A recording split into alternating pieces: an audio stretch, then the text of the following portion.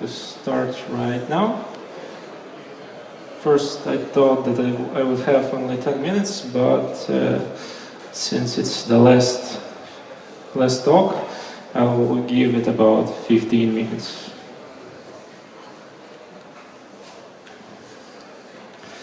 So, hello, my name is Robert Kharitonov. Recently, this week, I gave the same speech, but for 40 minutes at ReadConf, one of the biggest IT conferences in Russia. Today, I'm going to speak about Source front-end development engine, front-end documentation, and documentation development engine. So, what's Одноклассники? It's the biggest social network in Russia with about 30 million daily active users. That's the best record. If you know NashaKlasha.pl, the local social network, it was some time ago the fork from Одноклассники.ru. So we have quite big team, about five front-end developers that do mostly HTML and CSS. We have 10 UI designers that do only web thing without no polygraphy, just web, just UI, and about 50 web developers, mostly of them backend developers, who also do the web only, not counting the admins or mobile version developers. We have a very big code base. It's about 80 modules in CSS. If you don't know the MCSS methodology, it's something like SMAX, but a little bit better. It's let's say it's our fork of SMAX with some improvements. If we'll talk about numbers, it's about 600 kilobytes of CSS after recompression. So you can imagine how big the CSS is. Part of it is the old CSS that we don't develop and don't maintain quite a time, but most of it is actively developed, and on most part we are building some new things right now. So let's talk about pain. Pain could be different. This pain is like a common user understanding. Pain could be developers, everybody knows it. And pain could be something like this. Everybody's seen this, everybody remembers. Usually it comes from young designers who just started to build some things in the web, and we suffer the pain they create for us. So, what the problems we face developing front-end right now? First of all, in front-end development, we have very much duplicated code. We have some problems communicating and collaborating with the team, and we have problems with developing front-end as a whole platform. If we didn't have any problems, there wouldn't be no front-end conferences or similar conferences at all. So what's the solution for these problems? How can we avoid this pain? We have many services that can solve the problems.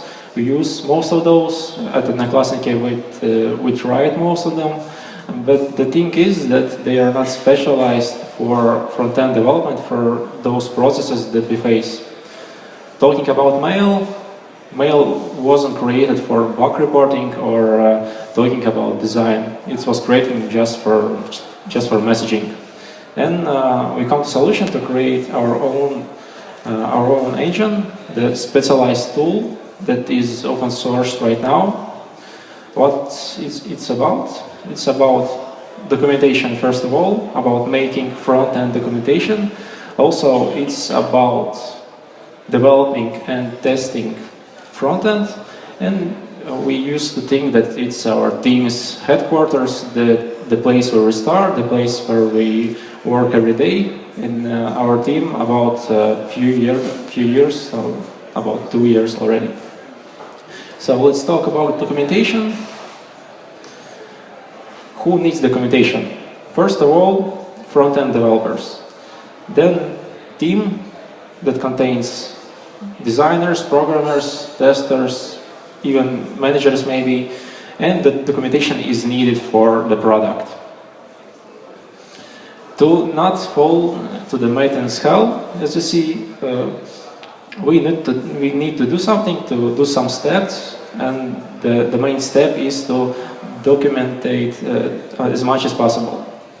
First, and the easiest thing is to make documentation in CSS. We make very much comments in CSS that helps to invest the small amount of time in the future when we come back to this code or our colleagues come to this code to work with. And if there was no comments, every time colleague must see what each property should do, must guess or try to deleting it, see which box it will cause. With CSS, it's very easy. You just leave the commands. With HTML, it's rather harder, and the source is created to solve the problem. So that's how documentation page looks like in Source Engine. You can see that it has many navigation sections. There's documentation for quite a big part of documentation about forms, about web forms. After creating it, we can now just, like in a constructor, create new forms using the components we already have, we already tested. So the source engine isn't only about creating documentations. It's also a tool. If we see the regular process of developing frontend, we can make it to 3 steps. The first step is IDE. It's the place where code is created. It's the place where you write your code. Then there is the static files, the basic HTML files where you see how your code is rendered in browsers and different browsers. And the last step is the product, is our aim, the thing for which we do some stuff, we develop and write good code. With IDEs, we have a situation that we always have something new. IDE vendors always make some new functionality for us to make this first step easier for developers, easier to make code in the first step.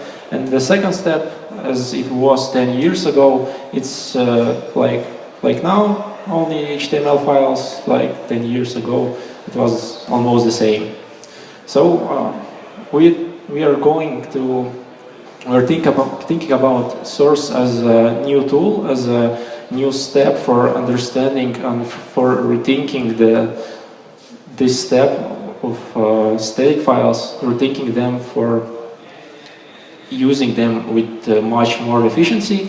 And we have some tools that could make the working with static files, working with code we code we produce. And I'll talk about it and show some cool stuff that we're already made and pushed it to open source. So, documentation for the team. Every documentation needs good navigation to easily access those parts that was already documented, already tested and developed. If you don't have any documentation and all your code snippets are only placed in some folder, for other developers it will be much easier to write something new, but not searching for the things other people created for you. Also, the big thing is about communication. I showed some instruments that could help to solve the problems you face every day. Few of them was Skype, email, to not spread all the bug reports, all the communication with different team members to different tools. we created a comments functionality that is integrated in documentation page, and every team member can leave their comments. It could be bug report or some tip from designers or from manager, some thoughts about text you wrote in the prototype in the documentation. Documentation for the product. What's the good thing about the product? About product from documentation.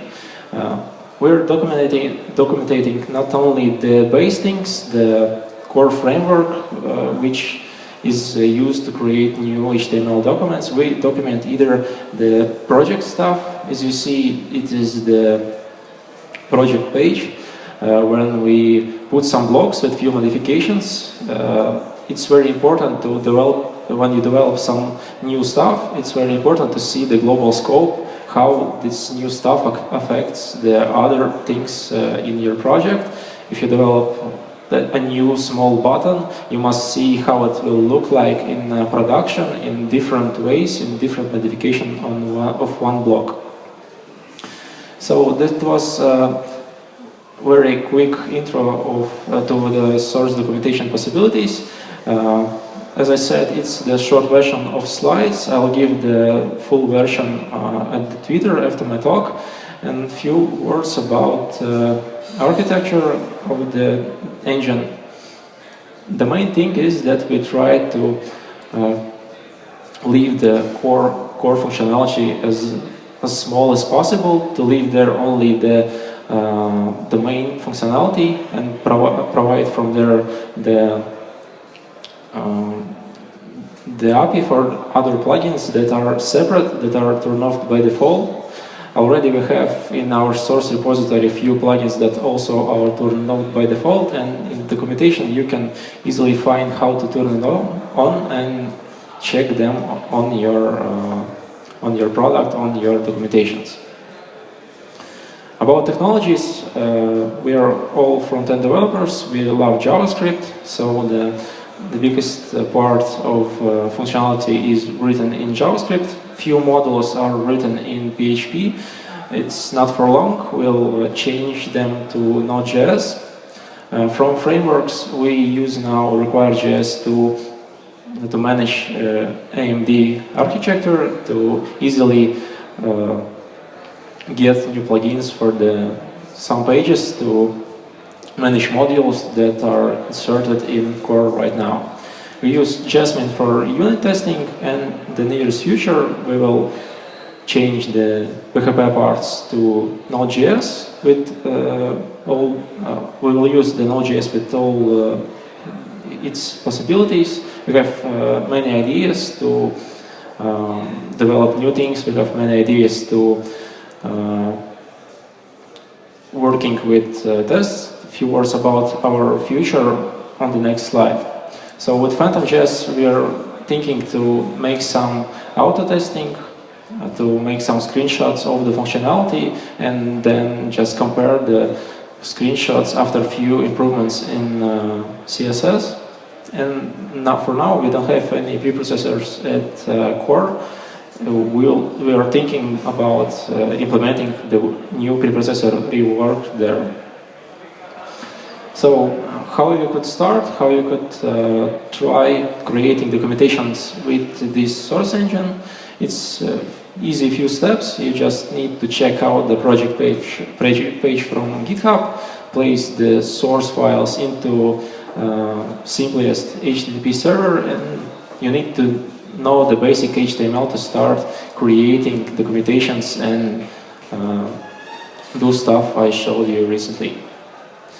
So, talking about our plans, the first thing is English localizations. The most documentation right now is written in Russian language, but it's not for long. All the new documentation will be written in English from start.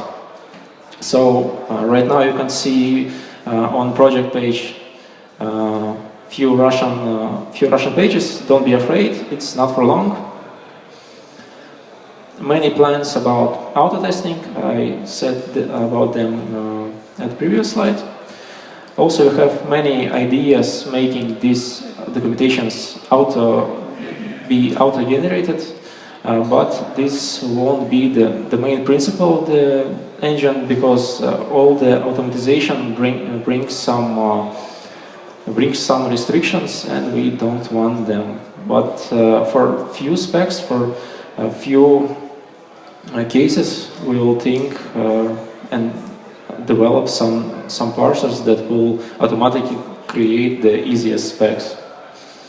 And another big thing is the graphic user interface for creating prototypes using just drag and drop, basing on code snippets that we have in documentation. It's for designers who want to make some designs, who make some prototypes in the browser already. And that's all. Thank you.